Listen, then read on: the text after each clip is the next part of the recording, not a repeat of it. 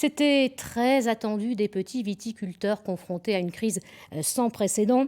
Le plan d'arrachage des vignes est officiellement lancé en Gironde. Il représente 10% de la surface du vignoble bordelais. Le ministre de l'Agriculture s'est rendu ce matin à Salbeuf dans l'Entre-deux-Mers. Jean-Pierre Stahl, Laure Bignalet.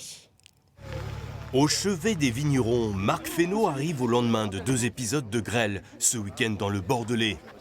C'est pas le coup de vendredi, ça, c'est celui Non, d'hier. hier, sur le secteur du pays foyen. Il me concerne, il y a une centaine d'hectares de touchés, à peu près à 50%. Ces vignerons, comme Régis Falxa, qui l'accueille ce matin, ne cessent d'être confrontés aux aléas climatiques depuis 2017, à cause du réchauffement. En 2021, on a gelé à 85%. Mais aujourd'hui, il est aussi question de surproduction, à l'heure où Bordeaux ne commercialise plus que 3,8 millions d'hectolitres. C'est important pour nous d'être soutenus, c'est une façon d'être soutenu aussi.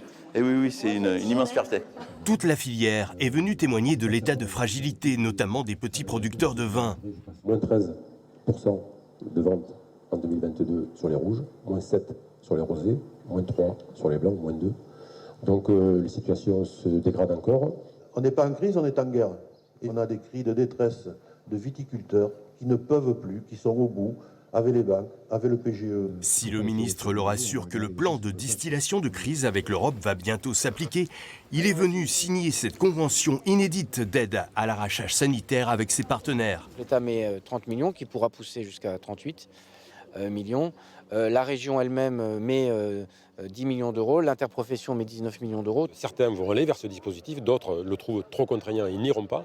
Mais nous savons qu'il faut faire fonctionner ce dispositif maintenant. C'est une détresse, je vous jure. Moi je suis en permanence. Je vous crois. Il faut absolument que vous voyiez les banques pour que ces viticulteurs qui sont dans la détresse puissent continuer. Marc Fesneau a bien pris conscience de l'urgence de la situation. L'arrachage devrait intervenir en octobre après les vendanges.